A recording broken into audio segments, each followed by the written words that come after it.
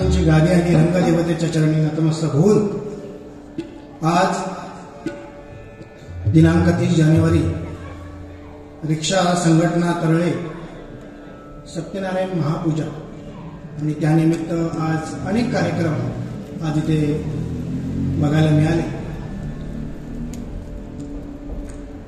त्यानिमित्त रिक्षा संघटनेचे अध्यक्ष राजकुमार तळेकर, खजिनदार संजय पेंढारकर आणि सर्व कार्यकारिणी यांच्या मनापासून मी कृतज्ञता इथे व्यक्त करतो। बराच वेळ झालेला आहे,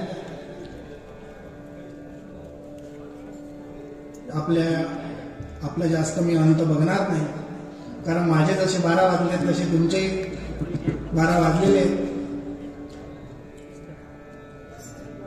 त्यामुळे जास्त वेळ मी कोणाचा घेणार नाही हे सुरुवातीला सांगतो। जमलेले आपण सर्व भजन रसिक, ज्ञानी, सुविद्य, सुबुद्ध असे भजन रसिक आपल्या सर्वांच्या चरणी नतमस्तक होतो। काय आमचे कीर्तनातले सर कायम सांगायचे, आयोजक चांगला की वाईट कसा ओळखायचा, त्याचा दर्जा, तर आयोजक कुठला कार्यक्रम ठेवतो त्याच्यावरनं त्याचा दर्जा ठरतो।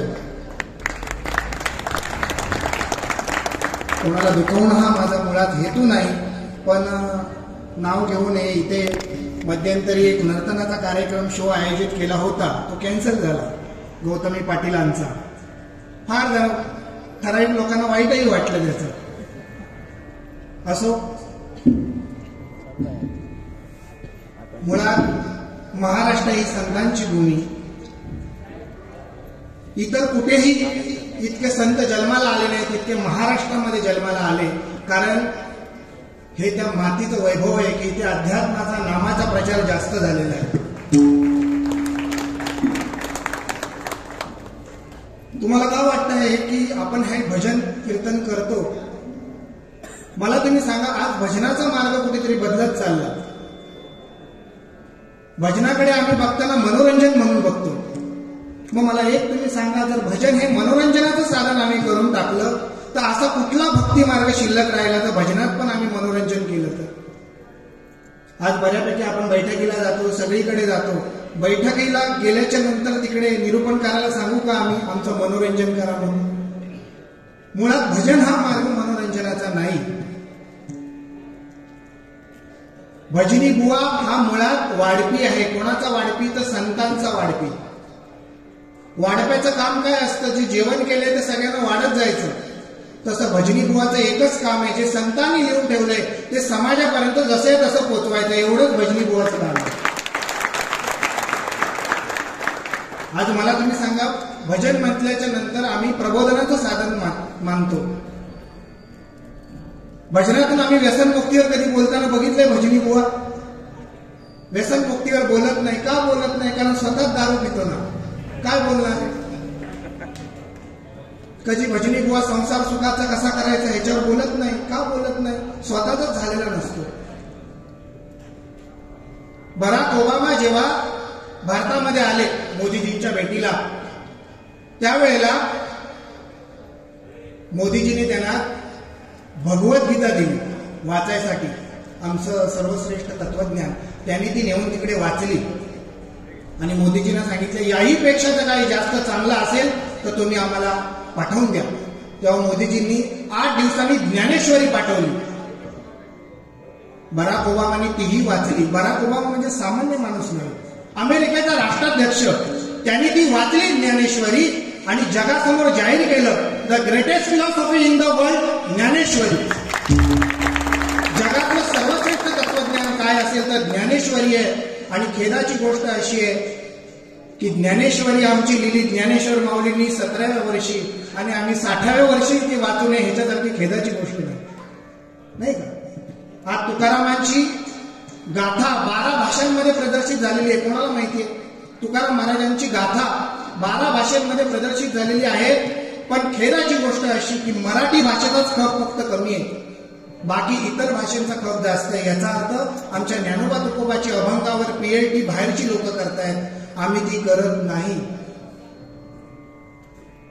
नाही का? भजन म्हणजे आम्ही एक पोरखेड करून टाकलंय। कोणाला दुखवणं, कोणाला हेतुपूर्वक दुखवणं हा माझा मुळीच उद्देश नाही, कारण कोणाला दुखवण्याचा मला अधिकार नाही. पण मनुष्य जेव्हा जन्माला येतो ना तेव्हा 3 ऋण घेऊन येतो. आमचे सन्मान्य पारकर बुवा आले. बुवा विनंती आहे जरा असं नसतं, मिराशी बुवा कुठे असतील त्यांनी वर यावं. भजन इतकं हलकं वाटत असेल ना तर ते हलकं नाहीये. भजनच का करावं? सत्यनारायणची पूजा असो, बारसा असो, भजनच का करावं? मनुष्य जन्माला येताना 3 ऋण घेऊन येतो आणि ऋण म्हटल्याच्या नंतर ते फेडावंच लागतं. पहिलं ऋण आहे देव ऋण, दुसरं ऋषी ऋण, संतांचं ऋण, आणि तिसरं माता पित्यांचं ऋण. देव ऋण का? तर हा जो भगवंताने आम्हाला देह दिलाय तो फुकट दिलाय, त्याच्यामुळे देवाचं ऋण आमच्यावर आहे. ऋषी आणि संतांचं ऋण आमच्यावर काय आहे? तर देवापर्यंतचा जाण्याचा मार्ग त्यांनी आम्हाला दिलाय. ज्ञानेश्वरी दिली आहे, भगवद्गीता दिली आहे, म्हणून त्यांचं ऋण आमच्यावर आहे. आणि आई वडिलांचं ऋण काय? तर त्यांनी आम्हाला जन्म दिलाय, म्हणून त्यांचं ऋण आमच्यावर आहे. आणि कोणाचेही ऋण ठेवू नये म्हणतात. मग या ऋणातून मुक्त कसं होणार? तर या ऋणातून मुक्त होण्याचा एकमेव मार्ग आहे ते म्हणजे भजन. का भजन? तर भजनामध्ये भगवंताचं नामस्मरण केलं जातं, म्हणून भगवंताचं ऋण पेटण्याची शक्यता आहे, त्या ऋणातून मुक्त होण्याची शक्यता असते. या भजनामध्ये आम्ही संतांचे अभंग म्हणतो, त्या अभंगाच्या शब्दाची आमच्याकडनं सेवा होते, म्हणून संतांचं ऋण पेटण्याची शक्यता आहे. आणि हे जे आम्ही भजन कीर्तन करतो त्याच्यातून मिळणारी पुण्याई आमच्या आई वडिलांना मिळते, म्हणून आई वडिलांचं ऋण पेटण्याची शक्यता आहे. म्हणून सर्वांनी भजन करावं. भजन इतकं साधं आहे का? लोक मोक्षाच्या पाठी धावतात. नाथ महाराज म्हणतात, एका जनार्दनी मुक्ती भजन केलिया दासी होती. भजनाने त्या मुक्ती तुमच्या दासी होतात. काही गोष्टी आपल्याला वाटत असेल की भजनी बुवाचं काम आहे, बुवा मी चुकीचं बोलत असेल तर सांगा, असं काही नाही. कारण काय की माझ्यासाठी ही लोक आदर्श आहेत. मी 4थीत असताना यांचं पहिलं भजन ऐकलं. आज काय या दोन्ही देह म्हणजे माझ्या मते 30-40 वर्ष बुवा तुम्ही भजन करताय.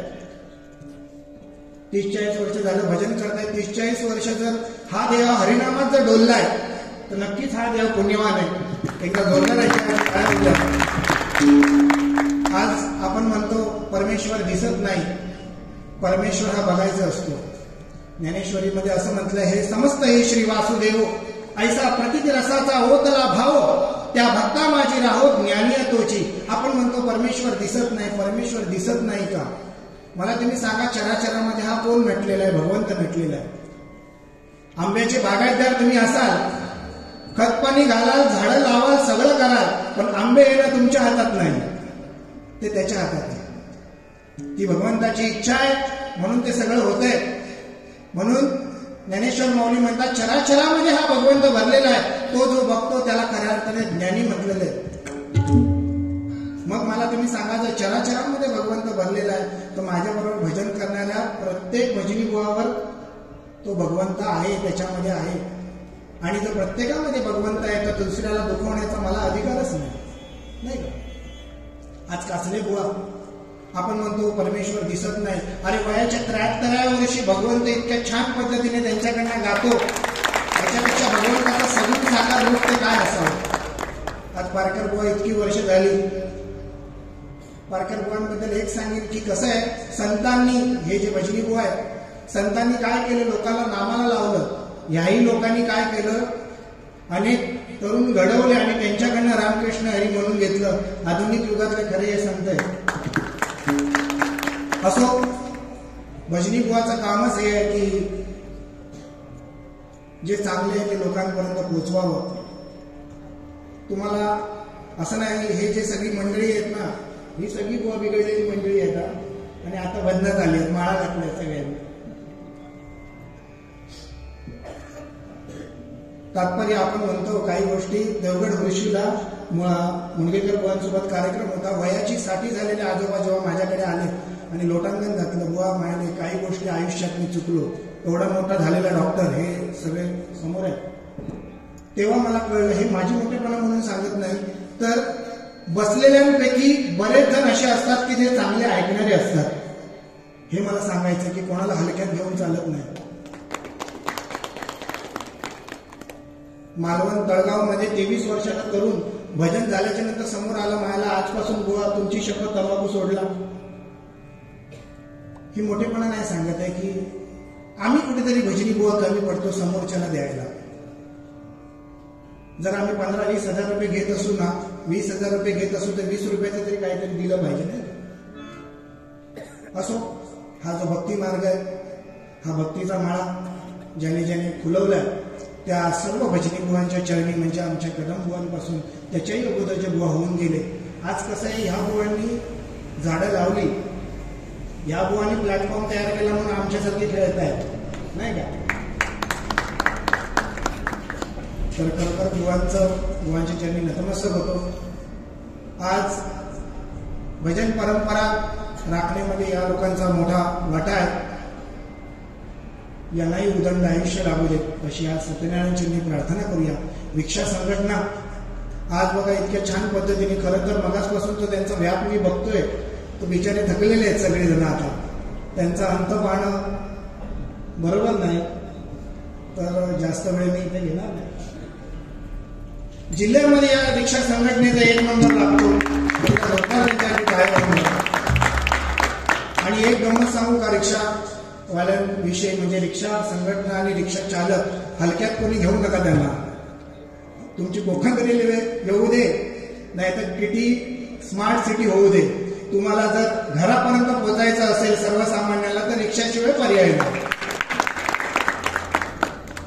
असो, पुन्हा एकदा सर्वांच्या चरणी नतमस्तक होतो. माझ्या आई वडील गुरुवर्यांच्या चरणी नतमस्तक होतो आणि भजनाच्या सेवेला सुरुवात करतो. श्रीमन्महागणाधिपतये नमः. श्री सरस्वत्यै नमः. श्री गुरुभ्यो नमः. सर्वदेवेभ्यो नमो नमः. वक्रतुंड महाकाय सूर्यकोटि समप्रभ निर्विघ्नं कुरु मे देव सर्वकार्येषु सर्वदा. गुरुर्ब्रह्मा गुरुर्विष्णु गुरुर्देवो महेश्वरा. गुरु साक्षात् परब्रह्म तस्मै श्री गुरवे नमः. ब्रह्मानन्दं परमसुखदं केवलं ज्ञानमूर्तिं द्वन्द्वातीतं गगनसदृशं तत्त्वमस्याधिलक्ष्यम्. एकं नित्यं विमलमचलं सर्वधी साक्षीभूतं भावातीतं त्रिगुणरहितं सद्गुरुं तं नमामि. सदा सर्वदा योग तुझा घडावा, तुझे कारण देह माझा पडावा. उपेक्षू नको गुणवंतानंता, रघुनायका मागणेच्या. कुंडली कवरदे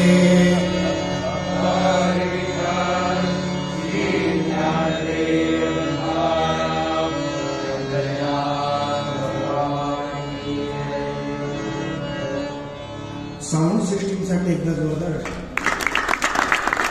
खूप छान पद्धतीने साऊंड सिस्टीम आहे.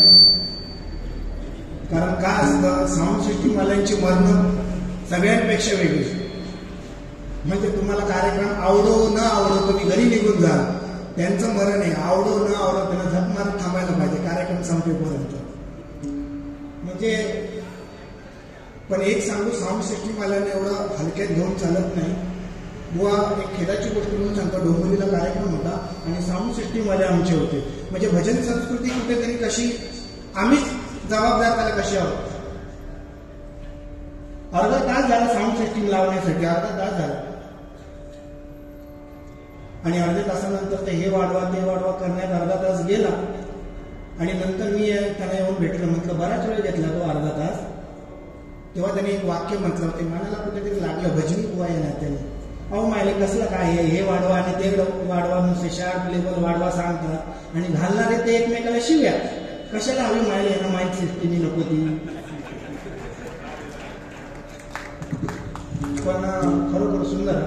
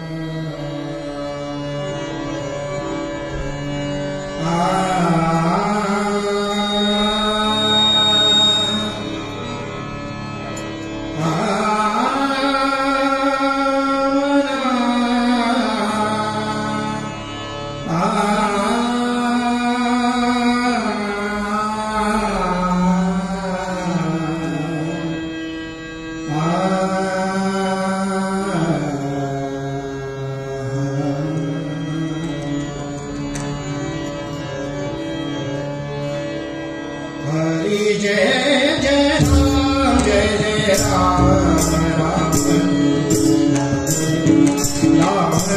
कृष्ण हरि. हरि जय जय राम जय जय राम राम कृष्ण हरि. हरि जय जय राम जय जय राम राम कृष्ण हरि.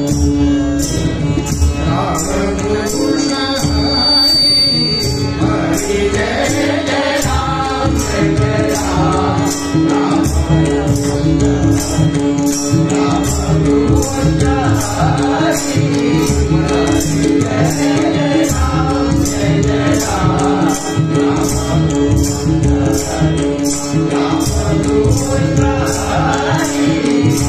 हरि जय जय राम जय जय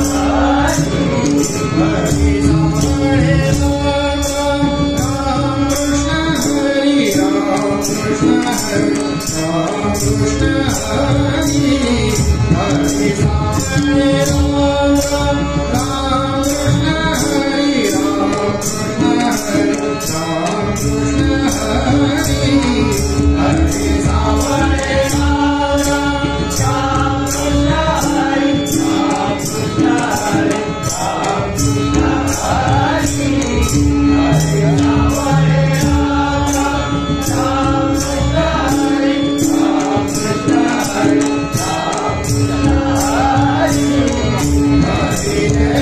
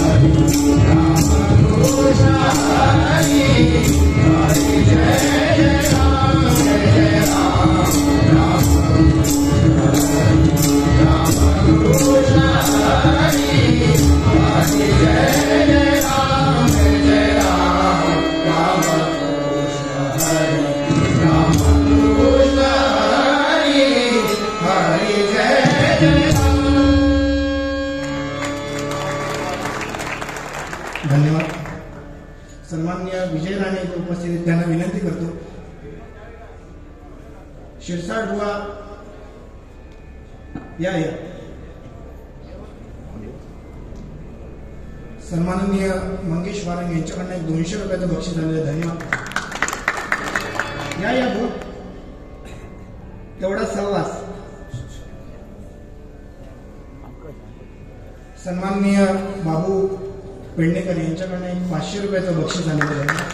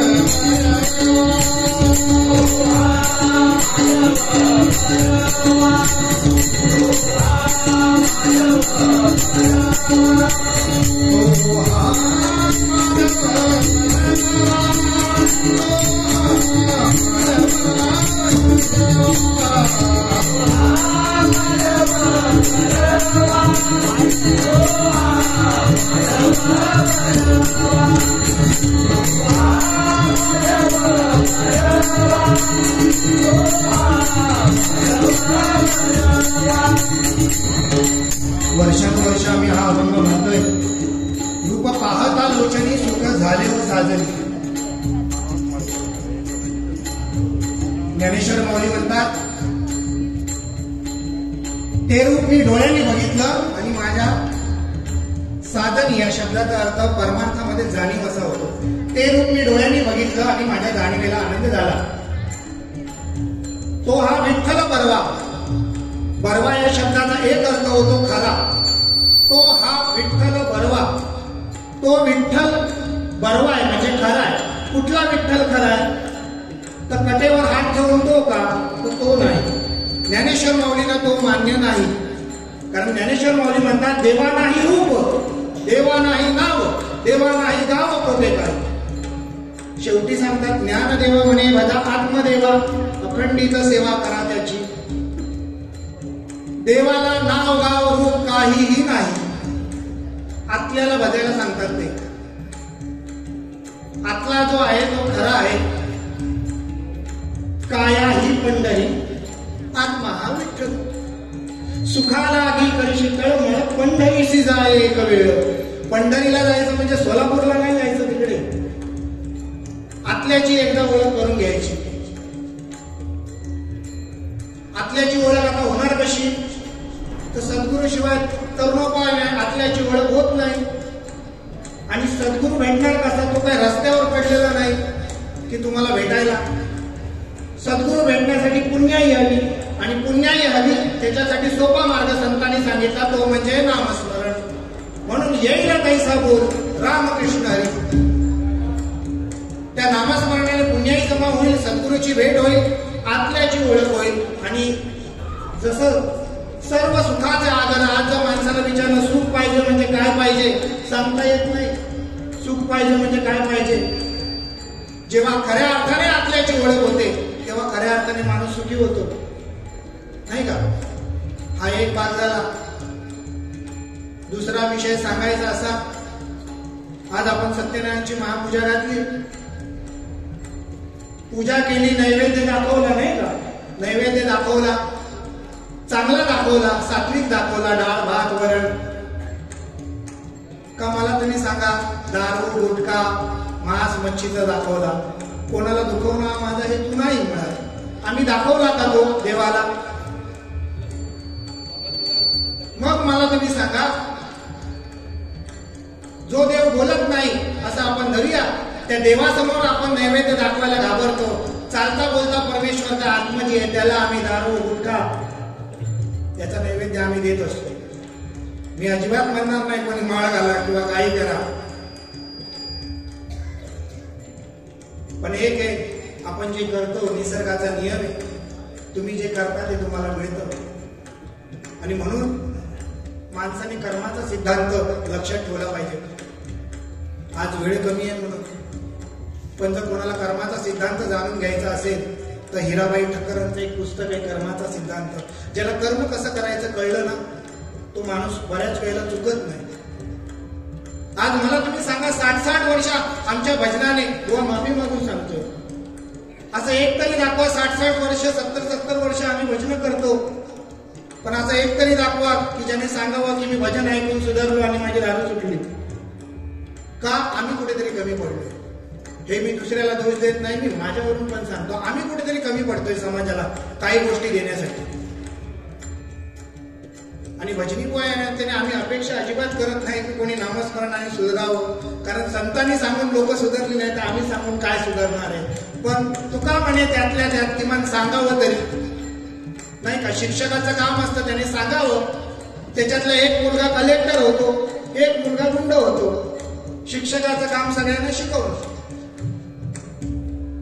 तसं ज्ञानेश्वर माऊली म्हणतात की हा जो आतला आहे त्याची एकदा ओळख झाली की माणसाला जे खरं सुख पाहिजे, सुखाची व्याख्या प्रत्येकाची वेगळी आहे, पण त्याला सुख असं म्हणत नाही जेव्हा आतल्याची ओळख होते. म्हणून शेवटी ते म्हणतात, सर्व सुखाचा आगर बाप रखुमा देवीवर. संतवाणी ही कधी खोटी होत नाही, आणि ही संतवाणी संतांकडनं समजून घेतली पाहिजे. म्हणून तो जो विठ्ठल आहे तो खरा आहे, आतमध्ये आहे. तो जाणून घ्यायचा असेल तर पुन्हा एकदा सद्गुरू शिवाय तरणोपाय नाही, सद्गुरूसाठी पुण्याईला तरणोपाय नाही, आणि पुण्याईसाठी नामाला तरणोपाय नाही. म्हणून कसं का असे ना, असायला तिथे नामाचे चिंतन. जिकडे कुठे तुम्ही असाल, जी तुम्हाला सद्गुरूंनी साधना दिलेली आहे, जिथे आपण कुठे जाता ती साधना करणं गरजेचं आहे. आपण म्हणतो सद्गुरूला शरण जाणं, सद्गुरूचे पाय धरणं. सद्गुरूचे पाय म्हणजे हाडामासाचे पाय नाही. सद्गुरूंचे 2 पाय म्हणजे सद्गुरू सांगतात तो दिव्य बोध आणि दिव्य साधना, हे सद्गुरूचे 2 पाय आहेत. ते जेव्हा माणूस धरतो तेव्हा खऱ्या अर्थाने माणूस सुखी होतो. आता हे करायचं की न करायचं हे तुम्ही ठरवायचे. म्हणून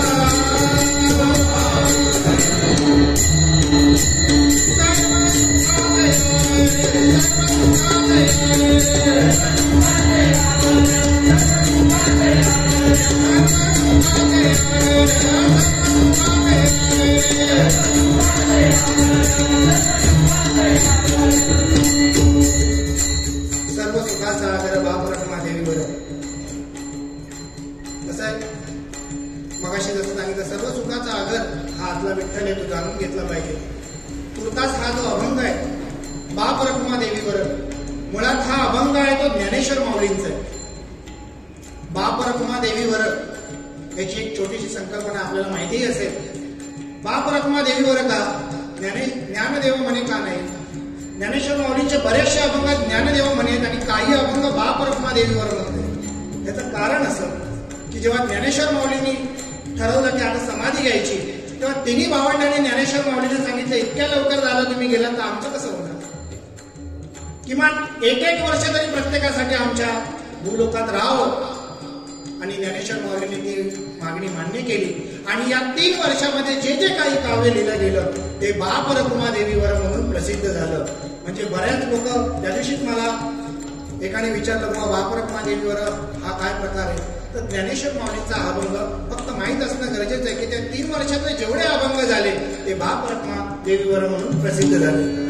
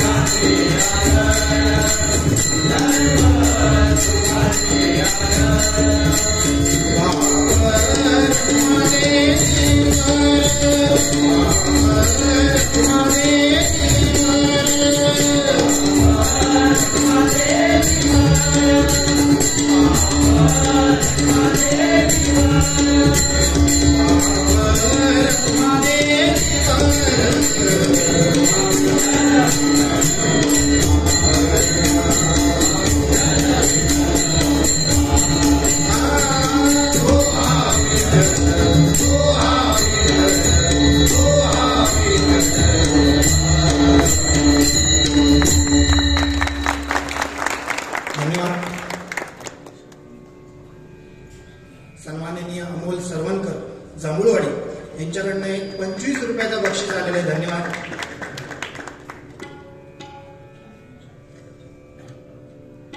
$225 रुपयाचं बक्षीस आलेलं आहे. धन्यवाद.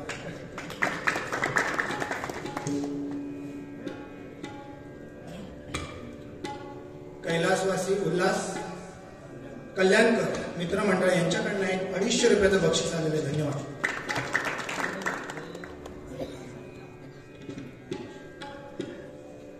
सन्माननीय विजय राणे ग्रामपंचायत सदस्य यांच्याकडनं एक 200 रुपयाचं बक्षीस आलेलं. धन्यवाद.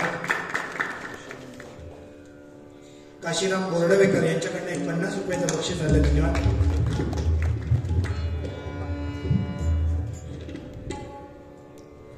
असो, गजर म्हटल्याच्या नंतर बऱ्याच जणांना अपेक्षा असते, पण खरं सांगू का, गजर या शब्दाचा अर्थ काय आहे की नामाचा पुनरुच्चार करणं म्हणजे गजर. संतांनी इतकं काय देऊन ठेवलंय की स्वतःच काय करून लिहिण्याची गरज नाही असं मला वाटतं. मला तुम्ही सांगा, आपण हे सर्व कार्यक्रम करतो त्याचा मुख्य हेतू काय? तर नामस्मरण होणं. आज आपण सत्यनारायणची महापूजा केली, 4 केळी बांधून हे जे प्रकार केला तो केलाच पाहिजे. पण संतांना अभिप्रेत असलेला सत्यनारायण वेगळा आहे. संत सांगतात, स्वामी काज गुरु भक्ती पितृवचन सेवापती हेची विष्णूची महापूजा. जो आई वडिलांची सेवा करतो ना, तो खऱ्या अर्थाने विष्णूची सेवा करत असतो. घडलेली गोष्ट सांगतो. आमचे मित्र मुंबईला त्यांचा 3 BHK फ्लॅट म्हणजे विचार करा. 3 BHK त्यांचा फ्लॅट. त्यांच्याकडे सत्यनारायणची पूजा होती. बोलवणं आलं म्हणून गेलो बघितलं तर पूजा होती, पण घरामध्ये कोण दिसे ना. तर मी म्हटलं घरामध्ये कोण दिसत नाही, तुम्ही दोघेच का नवरा बायको? तर नाही म्हणाले आम्ही 3 जण असतो. म्हटलं तिसरा माणूस कुठे? तर म्हणाले आमचे वडील. म्हटलं वडील कुठे? तर म्हणाले घरामध्ये त्यांना बंद करून ठेवतो आम्ही. त्या दिवशी जगातला दरिद्री माणूस मी पहिल्यांदा तिकडे बघितलं. मी म्हटलं का बंद करून ठेवतात? नाही हो, काही बरळतात लोकांसमोर, आमच्या स्टेटसला धोका निर्माण होतो. आता मला तुम्ही सांगा, या माणसाने किती सत्यनारायण घातले म्हणजे तो सत्यनारायण याला पावे? तात्पर्य ज्याला आईबाप कळला नाही ना, त्याने परमार्थ म्हणजे खूप दूर राहिला. म्हणून मी नेहमी सांगतो, दिवसाची सुरुवात तरुण पिढीने आपल्या आई वडिलांच्या पायाला हात लावून करा. आयुष्यात काही कमी पडणार नाही. माझ्या अनुभवावर ज्याने आई वडिलांची सेवा केली, आई वडिलांबरोबर राहिला, 33 कोटी देव जरी त्याच्या विरोधात उभे राहिले तरी काही करू शकत नाही. आणि मला एक तरी असं उदाहरण दाखवा की आई वडिलांच्या विरोधात जाऊन जो जीवनामध्ये यशस्वी झालाय, तसा एक तरी माणूस मला दाखवा. होणे नाही. याचं कारण असं, भगवंताला प्रत्येकाकडे जाता येत नाही, म्हणून तो आई वडिलांच्या रूपात प्रत्येकाच्या घरी असतो. आम्ही उगाच पंढरपुरात जातो. अहो, चालता बोलता आई वडिलांच्या रूपात देव दिसत नाही, त्याला दगडातला देव कळणार कसा? एका ठिकाणी छान म्हटलेलं आहे, बापाला ना सूर्याची उपमा दिलेली. सूर्य जेव्हा निघून जातो ना संध्याकाळचा, तेव्हा जगामध्ये अंधार पसरतो, आणि बाप जेव्हा निघून जातो तेव्हा जीवनामध्ये अंधार पसरतो. आणि एक सांगतो, आई वडील आयुष्याला कोणाला पुरवलेले नाही असेपर्यंत त्यांची सेवा करा, कारण आपल्या कर्मानुसारच ते आपल्याला मिळालेले. आणि हे कर्म करताना देवधर्म हा खूप पुढचा विषय राहिला, पण आई वडील ज्याने सांभाळले त्यांनी अर्धी लढाई जीवनाची जिंकली असं म्हणायला हरकत नाही. याचं कारण असं, कर्म कोणाला सोडत नाही. अहो, धृतराष्ट्र जो होता 100 कौरवांचा पिता, सामान्य नाही तो, तडफडून मेला. अस्ती मिळाली नाही त्याची. धर्मराजाला अस्ती मिळाली नाही त्याची, तडफडून मेला. कर्म सोडत नाही. म्हणून म्हणतात, कर्म जेव्हा वसुलीला येतं तेव्हा कोणाचाच वशीला चालत नाही. तात्पर्य काय की काही ज्या गोष्टी, कर्म कसं माणसाला सोडत नाही. बघा, कितव नावाचा एक व्यसनाधीन झालेला माणूस, कितव नावाचा व्यसनाधीन, वेश्यागमन करणारा, एक दिवस आपल्या प्रेयसीसाठी पूल घेऊन जात होता आणि दारू पियालेली होती. दगडाला ठेच लागली आणि पडला. ते पूलही जमिनीवर पडलं. आता तो मला या प्रियसीला हे पूल कसं द्यायचं म्हणतो, तिचा अपमान होईल.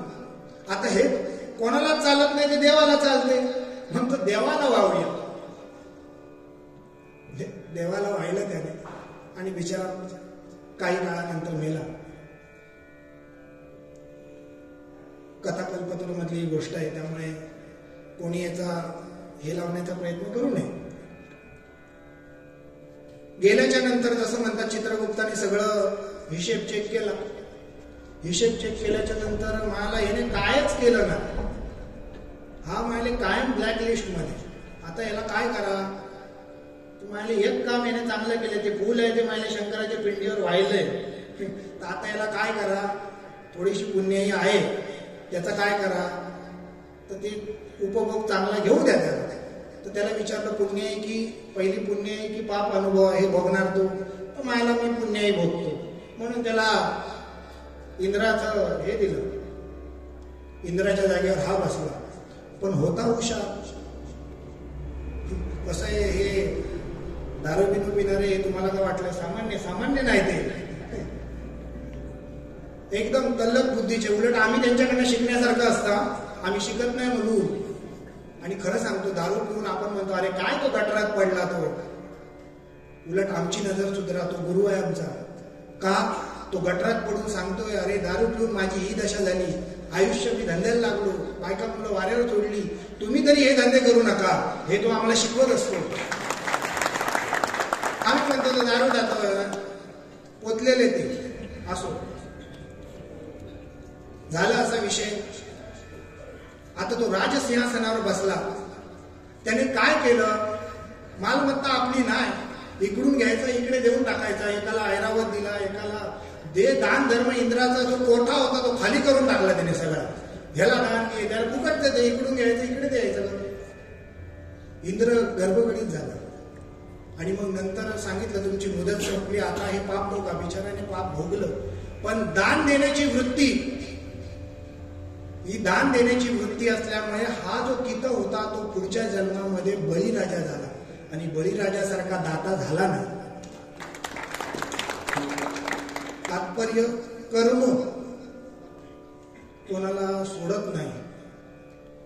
त्यामुळे काय ह्याच्या आम्ही हे सणवार साजरे करतो. अहो असे मी महाभाग बघितलेत. आता नवरात्रमध्ये ना आमच्याकडे 9 दिवस अनवाणी पायाने मुंबईला फिरतात. अनवाणी पायाने 9 दिवस फिरतात, उपास. पण घरामध्ये चालती बोलती आईच्या रूपात देवी आहे, चालती बोलती बायकोच्या रूपात लक्ष्मी आहे, बहिणीच्या रूपात आहे, मुलीच्या रूपात आहे, हे बघत नाही.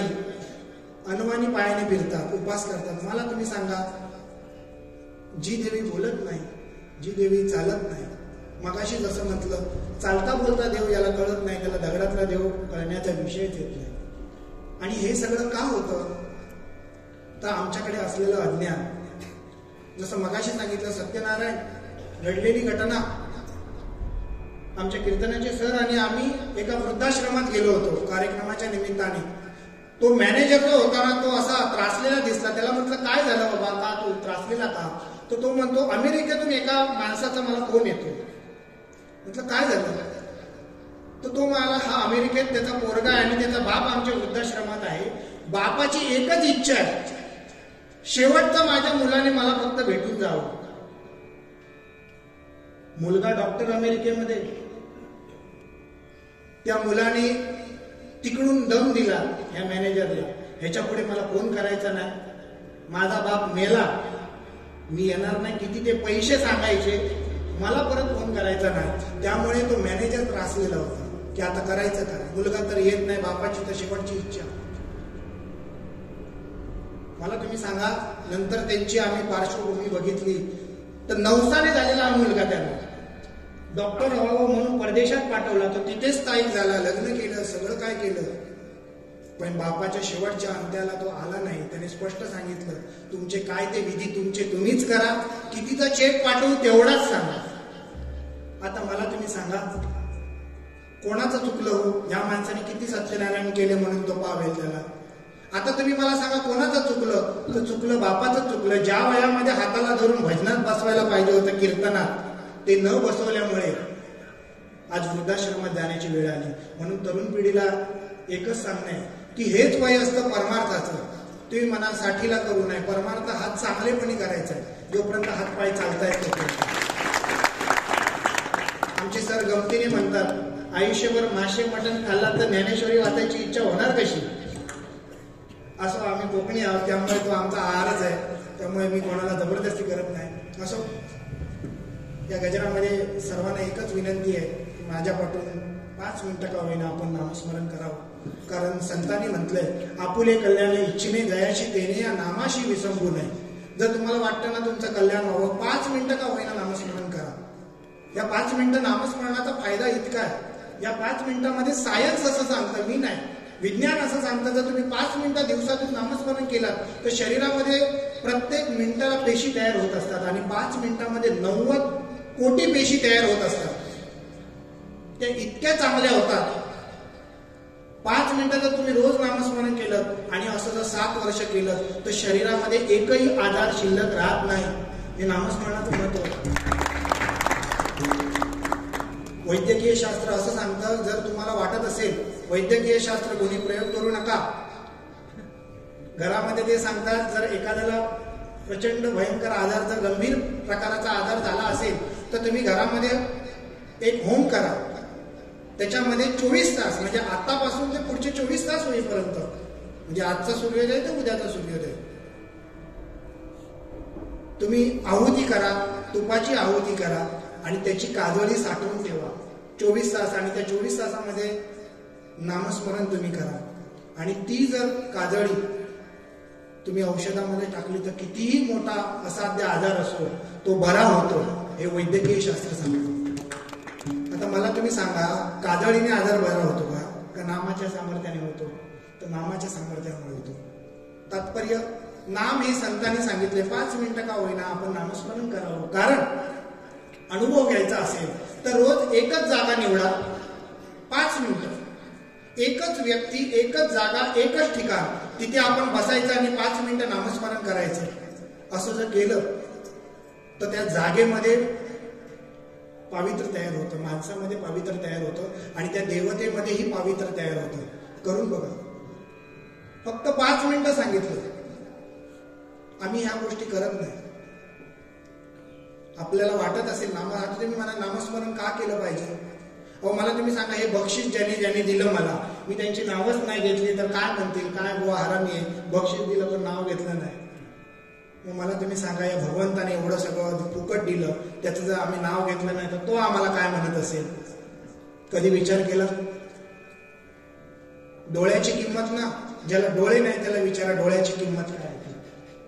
आज आम्ही डोळ्याने बघतो, आम्हाला त्याची किंमत नाहीये. ते कशाला? बांबोळीला जा आणि फक्त एक फेरफटका असाच मारून घ्या. किती प्रकारचे आजार आहेत तेवढेच फक्त बघा. पाठून नळी, पुढून नळी, हे सगळं चांगलं असेपर्यंत आम्हाला त्याची किंमत नाही. ज्यावेळी डोळा जातो, मोतीबिंदू पडतं, तेव्हा आम्हाला डोळ्याची किंमत कळते. जरा मुतखडा होऊ दे ना एवढासा, आम्हाला तेव्हा किंमत कळते की अरे एवढे वर्ष हे सुरळीत चालू होतं. असं कधी झालंय का? पाण्याची टाकी तर ओव्हरफ्लो होते, असं कधी झालंय का की हे रक्त ओव्हरफ्लो झालं आणि कानातून नाकातून बाहेर पडते? कधी विचार केला? इतक्या छान पद्धतीने हे सगळं चालू आहे. अहो या हवेमध्ये अनेक प्रकारचे वायू आहेत, अनेक प्रकारचे वायू आहेत, पण नाकात जाताना फक्त ऑक्सिजन जातोय आणि कार्बन डायऑक्साईड बाहेर पडतोय. कधी विचार केला? प्रत्येक मिनिटाला 72 ठोके पडतायत, एक कमी नाही एक जास्त नाही. ते 72चे 80 झाले की चला बांबूला, अधिमध्ये काय नाही. तात्पर्य, हे भगवंताने इतकं फुकट दिलेलं आहे, त्याचा वापर त्याचा कुठेतरी विचार केला पाहिजे की जोपर्यंत हे शरीर आहे तोपर्यंत त्या परमेश्वराची आठवण करावी, की जेणेकरून त्यालाही वाटेल की बाबा मी दिले, कुठेतरी हा कृतज्ञ नाही का. अहो भजन करण्याचं म्हणजे अनेक प्रकारच्या गायन कला आहेत, आपल्याला माहिती आहे ना, अनेक ख्याल गायन आहे, बरेच गायन आहे, पण संतांचे अभंग आणि रामकृष्ण हरी म्हणण्याचा अधिकार फक्त भजनी बुवाला. बाकी ते ख्याल घेऊन दळत असतात, बाकीचं ते एक ओळ घेऊन ते दळत असतात, ते बाकी आहे ना. पकवाजावर रामकृष्ण हरी म्हणण्याचा वाजवण्याचा अधिकार फक्त आमच्या पकवाजाला. आम्ही विचार नाही करत. असो 5 मिनिटं का होईना आपण सर्वांनी टाळी वाजवावी. इथे कोणी लाजू नका. कारण संत म्हणतात, पुरुष अथवा नारी जे नाचती कीर्तन गजरी, तया जे हासते त्याचे पूर्वज नरका जाते. हे माझ्या पदर तुम्ही काही सांगत नाही. आमचं कसं आहे माहितीये का, आम्ही टाळी वाजवायला लागलो की आम्हाला लाज वाटते. हो या गोष्टीची ही शोकांतिक आहे. ज्या गोष्टीची लाज वाटायला पाहिजे त्या गोष्टीची आम्हाला लाज वाटत नाही. आणि टाळी वाजवायची म्हटली, आज तरुण पिढीला मला सांगणं आहे की आम्हाला ना रस्त्यावरून सिगरेट फुकताना लाज वाटत नाही, पण एखादं मंदिर दिसलं की हात जोडायला आम्हाला लाज वाटते. हेच वय आहे आणि याच वयात करायचंय. म्हणजे आमचा स्वभाव आहे. म्हणजे चुकीच्या गोष्टी, पाण्याचा प्रभाव कसा उताराकडे असतो तसं माणसाचा स्वभाव चुकीच्या दिशेनेकडे जास्त असतो. सत्संगाला आम्ही जातो, सगळं काही करतो. ज्याने विठ्ठल मात्रा घ्यावी त्याने पथ्य सांभाळावी. ही पथ्य सांभाळली पाहिजे. बोलताना आम्ही चांगलं बोलतो का हो कोणाविषयी? आम्ही बोलताना चांगलं बोलत नाही. मला तुम्ही सांगा, एखाद्याचा मुलगा मेरिटमध्ये आला तर आम्ही किती लोकांना सांगतो आनंद झाला की बाबा अमक्याचा मुलगा मेरिटमध्ये आला. पण जर कोणाची पोरगी कोणाबरोबर पडून गेली तर आम्ही स्वतःचे पैसे खर्च करून 4 लोकांना सांगणार अमक्याची पळून गेली अमक्याबरोबर. ही आमची तामसी गोष्ट. साधी गोष्ट आहे हो. परमार्थ खूप दूर राहिला. आमच्या पूर्वजांनी छान सांगितलंय, त्याच्यातच परमार्थ आहे. चिंती पराप्त येई घर. तुम्ही जे दुसऱ्याबद्दल चिंतन करता ते तुमच्यापर्यंत येतं. बुवा गमतीची एक गोष्ट सांगतो. भजनी कलाकार आहे, त्यांनी चांगली मोठी घर घेतलं, तर सत्यनारायणची पूजा ठेवलेली. मला एकाने सांगितलं बुवा चला पूजेला जाऊया म्हणून त्यांच्या घरी गेलो. सत्यनारायण भजन बिजन केलं, जेवलो बिवलो त्यांच्याकडे. आणि बाहेर येताना एकाने खांद्यावर हात टाकला आणि मला सांगितलं बुवा चांगलाच त्यांचा हात पडलेला दिसतोय कुठेतरी. अरे तो त्याच्याचकडे जाऊन जेवून आला ना. एखाद्याचं कर्तृत्व बघा ना. म्हणजे मी म्हणतो एखाद्या चांगल्या याने 2ची 4 घरं बांधे ना, आपल्या पोटात दुखण्याचं कारण काय? एखादा गाडी घेतो, घेऊ दे ना. आपल्या पोटात दुखण्याचं कारण काय? प्रत्येक जण आपापल्या कर्तृत्वावर त्या लेवलला पोहोचत असतो. आम्हाला दुःख होण्याचं कारणच काय? पण आमची वृत्ती. मला तुम्ही सांगा रामायण का घडलं? समाजात अशी माणसं आहेत.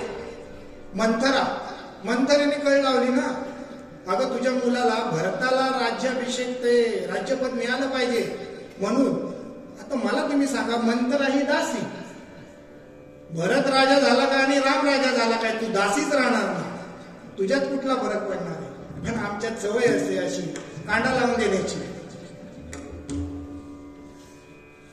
2 भाऊ जे आहेत ना, म्हणजे एक शोकांतिका आहे. 2 भाऊ जे आहेत ते राम लक्ष्मणासारखे राहणारे, तिसऱ्याच्या सांगण्यावरून वेगळे झालेले अनेक उदाहरणं आहेत इथे.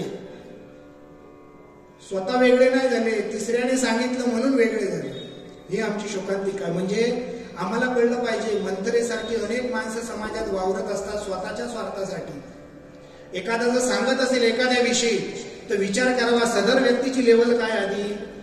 सदर व्यक्ती तर मला सांगतो तर त्याची लेवल काय आधी तो सांगतोय तो, नाही का?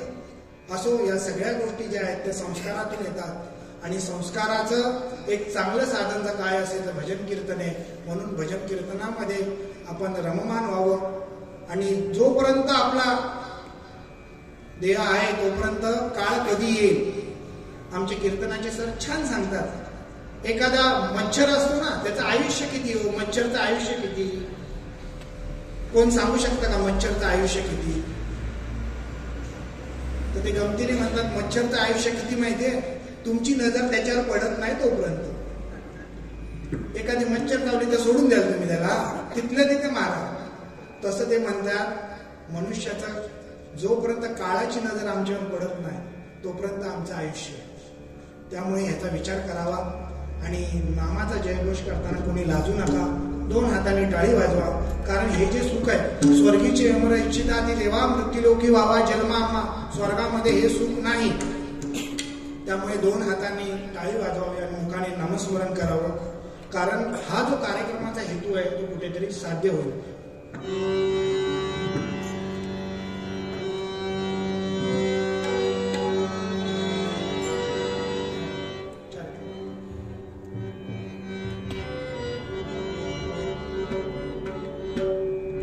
बरेच जण म्हणजे काय आहे की जागे आहेत म्हणायला जागे, फक्त डोळे उघडे आहेत. त्यामुळे टाळ्या वाजवा की जेणेकरून मला समजेल मी मगासपासून जे काय बरवतोय ते नक्की जातंय तिथपर्यंत, की आपलं घरी वेळ जात नाही म्हणून इथे रिकाम्या भरल्या जात आहे. तसं होता कामा नये. आपण सर्वजण सुज्ञ आहात. आत्ताच टाळ्या वाजवून घ्या. उद्या जर म्हणाला बरं होतं ते टाळ्या वाजवणं आनंद मिळत होता आणि उद्या एकटेच टाळ्या वाजवायला लागला तर लोक येड्यात काढतील तुम्हाला. कारण समाजाचा नियम आहे. उद्या जर एकटेच रस्त्यावर हरिपाठ करत राहिलात ना तर लोक म्हणतील येतं डोकं फिरले. पण भांडणं झाली तर ही गर्दी होईल, नाही का? एक भांडण झालं तर 50 जण गोळा होतात. पण एखादा ज्ञानी माणूस म्हणेल मी हरिपाठ करतो माझ्या तंत्रीत, तर लोक म्हणतील डोक्यावर परिणाम झाला याचा, चला पुढे. अशी आमची तारा आहे. असो, जोरात आपण टाळ्या वाजूया. विठ्ठले रखुमाई जय जय विठ्ठले रखुमाई.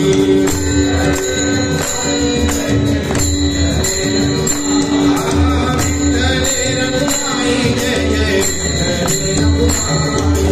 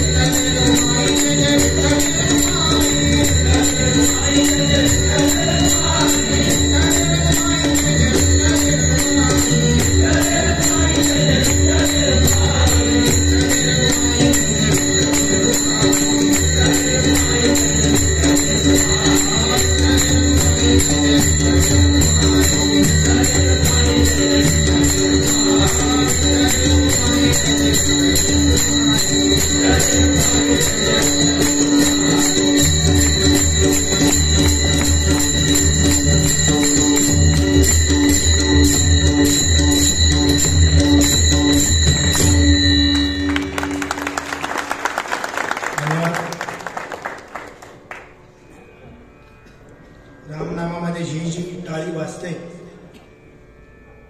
संत सांगतात राम नामे वाजे टाळी महादोष होय होळी. महादोषांची पण होळी होते या रामनामामध्ये. आणि सामूहिकरित्या हा जो आपण गजर करतो, कसे चुलीमध्ये एक लाकूड पेटवाल तर पेटणार नाही, 4 लाकडं एकत्र पेटवाल तर ते पेटतं. आणि या सामूहिकरित्या केलेल्या 4 कोस दूर त्याची पुण्याई तयार होत असते.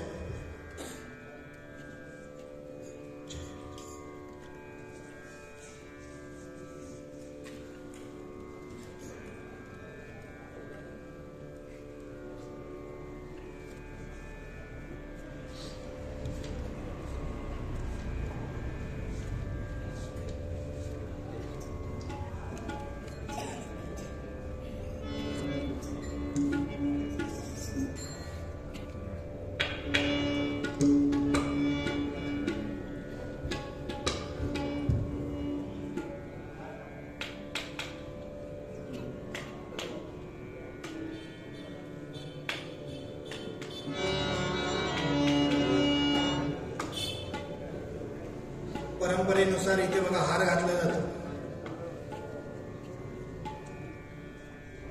परंपरेनुसार इथे आपण गजर केल्याच्या नंतर हार घातला जातो. याचं कारण का? तर ही नारद मुनींची गादी आणि इथे जो कोणी आहे तो नामदेवांच्या नारद मुनींच्या रूपात बघितला जातो, म्हणून इथे हार घातला जातो. त्यामुळे भजन करताना किमान आपण विचार केला पाहिजे की आपण लोकांना हार घालून घेतो तर आपण किती देणेकरी आहोत. बुवा चुकत असेल तर मला सांगा. म्हणून कीर्तनाच्या पूर्व रंगाला आणि उत्तर रंगाला इथे हार घातला जातो. तसंच भजनामध्येही आहे की इथे हार घालण्याचं कारण असं की आपण जो श्रोतूवर्ग आहे तो श्रोतूवर्ग एक आपल्याकडे बघताना नामदेवांच्या प्रवचनकाराच्या रूपात बघत असतो. त्यामुळे भजनी बुवाची जबाबदारी खूप मोठी आहे. कारण भजनी बुवा हा सामान्य नाही तर तो समाजाला तारणारा, समाजाला उपदेश करणारा म्हणून आहे. त्यामुळे जे कोणी भजनी बुवा आहेत त्या सर्वांना पुढील वाटचालीसाठी खूप शुभेच्छा आणि या गोष्टी आपण प्रकाशाने घेतल्या पाहिजे. राजू खोत यांच्याकडनं मला 100 रुपये आणि आमचे पप्पाजी यांच्यासाठी 100 रुपयाचं बक्षीस आलेलं आहे. सन्माननीय किरण पडवळ यांच्याकडनं 200 रुपयाचं बक्षीस झालेलं आहे. बराच वेळ झालेला आहे. मगासपासून आपण हे नामाचं बघितलं. नाम किती महत्वाचं आहे. तोच अभंग आहे. आज जे अयोध्येला राम मंदिर झालंय सर्वांसाठी आनंदाची गोष्ट आहे. आज आपण जर बघू की नामाविषयी आज एवढी जागरूकता लोकांमध्ये नाही. यज्ञयाग असो काही असो सर्व संतांनी मिळून एकच टाहो पडून सांगितलं, तुटो हे शरीर फुटो हे मस्तक, नामाचा गजर सोडू नये. नाशिवंत देह झाला जरी भंग, कीर्तन रंग सोडू नये. म्हणजे हा देह जरी गेला तरी कीर्तन रंग सोडता कामा नये. आणि आम्ही मध्येच उठून जातो भजनाच्या, नाही का? फार वाईट गोष्ट आहे ही. हो, आपण सर्व भाग्यवंत आहात. कोणी यावं जावं हे बघावं इतकं सोपं नाही. भजन करणारा जितका पुण्यवान आहे तितका ऐकणाराही पुण्यवान आहे. का? तर श्रवण ही नवविधा भक्तीमधली सर्वात प्रथम भक्ती.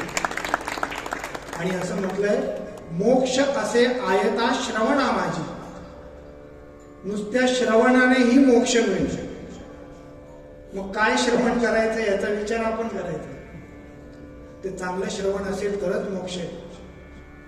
म्हणून असं म्हटलंय, मुखी नाम नाही तया मुक्ती कैची, अहंता गुणे यातना पुकाची. पुढे अंत येईल तो दैन्यवाना, आणि म्हणोनी म्हणारे म्हणा देव राणा. पुढे कसा काळ येणार आहे माहित नाही. म्हणून तरी नामस्मरणाची तयारी ठेवावी, पुण्याही जमा करावी. कसं आहे, बँकेतला पैसा कमी झालेला दिसतो, नाही का? बँकेतला पैसा कमी झालेला दिसतो आणि तो आपण वाढवण्याचा प्रयत्न करतो. पण एकदा माणसाची पुण्याही कमी झाली का माणूस असा सैरभैर होतो. आपण म्हणतो शांती नाही म्हणा. शांती का नाही? तर पुण्याही कमी पडलेली आहे आणि पुण्याची बँक ही दिसत नाही. त्यामुळे रोज रोज थोडं थोडं का होईना, जसं आपण पैसा साठवतो तसं थोडं थोडं का होईना नामस्मरण केलं पाहिजे. हो, मला तुम्ही सांगा, मोदीजींना फोन लावलात आणि बॅलन्स संपल्याच्या नंतर तो कट होणार. मोदीजी जरी असले तरी कट होणार. तसं जोपर्यंत तुमच्याकडे पुण्याई आहे तोपर्यंत तुम्ही म्हणाल ते खरं होतं. आणि ज्या दिवशी पुण्याई संपते त्या दिवशी होणारी कामही होत नाही. मग आम्ही म्हणतो तो देव काय? बरोबर नाही. देवाचा गाडी मात्र संबंध नाही. तुमची पुण्याई तुमच्या उपयोगाला येत असते. असो, म्हणून हे राम नाम जो घेतो तो तिन्ही लोकांमध्ये धन्य आहे असं नाथ महाराज म्हणतात. आणि जो नामस्मरण आवडीने करतो त्याचे पाय मी धरतो. आता याच्यापेक्षा आणखी काय नामाचं महत्व असेल? असो, बराच वेळ झालेला आहे. एक नामाचं महत्व सांगणारा अभंग घेऊ. श्रीराम जय राम जय जय राम, श्रीराम जय राम जय जय राम, श्रीराम जय राम जय जय राम, श्रीराम जय राम जय जय राम, श्रीराम जय राम जय जय राम, श्रीराम जय राम जय जय राम. राम नाम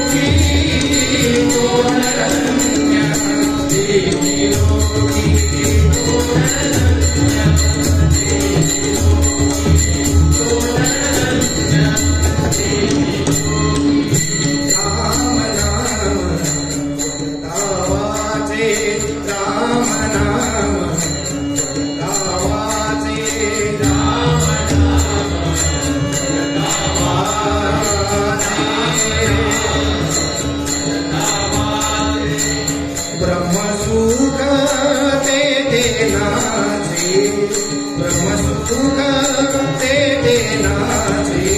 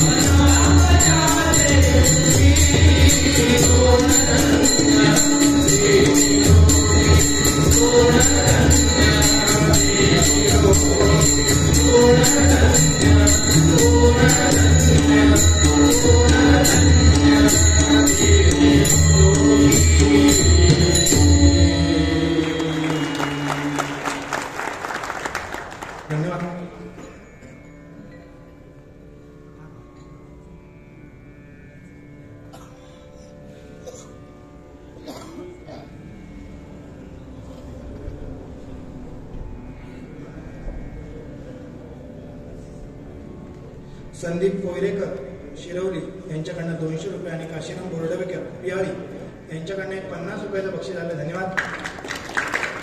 पुन्हा एकदा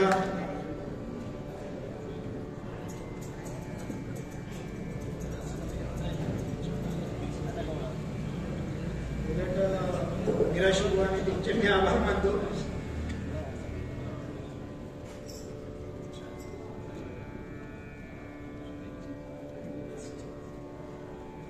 बुवांची एक गंमत सांगायची झाली तर माझ्या बहिणीच्या मुलाच्या बारशाला, आता तो जवळपास 8वीला आहे, त्याच्या बारशाला बुवांची आणि विरशी बुवांची वारी झाली होती. म्हणजे विचार करा. असो बराच काळ बुवांनी भजनामध्ये घालवलाय. बुवांना उदंड आयुष्य लाभू दे अशी प्रार्थना करूया आणि अशीच भजन घडू द्या.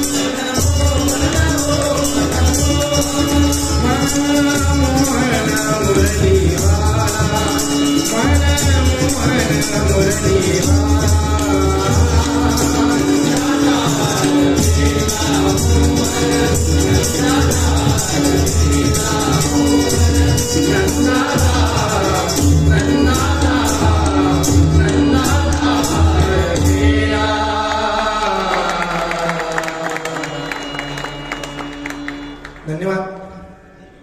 बराच वेळ झालेला आहे. 1:30 वाजेपर्यंत तुम्ही माझी ही बडबड ऐकून घेतला, त्याबद्दल तुमचे मनापासून मी आभार मानतो. अनवधानाने जर कोणाच्या भावना बोलताना दुखवल्या गेल्या असतील तर लहान समजून तुम्ही मला माफ कराल, कारण मी तुमचा आहे. त्यामुळे जर काय बोलण्यात चूक भूल झाली असेल तर त्याला सर्वस्वी जबाबदार मी आहे आणि जे काही चांगलं वाटलं असेल ते गुरु सद्गुरू आणि संतांची कृपा समजावी आणि जे चांगलं वाटलं ते इथून घेऊन जावं एवढंच सांगतो. आज आमच्या जोडीला असलेले बुवा रामदास बुवा कासले, खरं सांगू का, बुवा माझ्या समोर बसलेत, पण बुवा वाईट वाटून ठेवू नका. मी एक सांगतो, आपल्याला माणसाची किंमत असेपर्यंत कळत नाही, ही शोकांतिका आहे. आज आम्हाला परशुराम पांचाळ बुवा, कदम बुवा, पाटील बुवा आत्ता कळाले, असताना आम्हाला कळाले नाही. वयाच्या 73व्या वर्षी बुवाचे भजन करतात. आज 60 वर्ष वय झालं ना की आमचे हातपाय धरतात. पण बुवांचं आज वय वर्ष 73 आहे, पण भगवंताने गळा मात्र 25चा ठेवलेला आहे. बाबा महाराज सातारकर रोज सांगायचे की मी किती म्हातारा झालो. बाबा महाराज सातारकर जेव्हा आमचे गेले, वय खूप झालं होतं, उठता येत नव्हतं, बसता येत नव्हतं, गळा मात्र चांगला होता. बाबा महाराजांना जेव्हा विचारलं तेव्हा त्यांनी सांगितलं, भगवंताला फक्त माझा हरिपाठ आवडतो म्हणून ते यंत्र भगवंताने चालू ठेवलंय. तसं बुवांनाही उदंड आयुष्य लाभू दे. जमलेले आपण सर्वजण, आपल्या सर्वांच्या सर्व इच्छा पूर्ण होऊ दे. सर्वांच्या चेहऱ्यावर कायम हसू दिसू दे. आणि बुवांचं वय वर्ष 73 आहे. रिक्षा संघटनेला अशी विनंती करतो, आज सत्यनारायणजवळ प्रार्थना करूया की बुवांच्या 100व्या वर्षी बुवांचा आणि माझा कार्यक्रम पुन्हा एकदा इथे होऊ दे, अशी प्रार्थना करूया आणि इथेच थांबूया. आमचे परममित्र आणि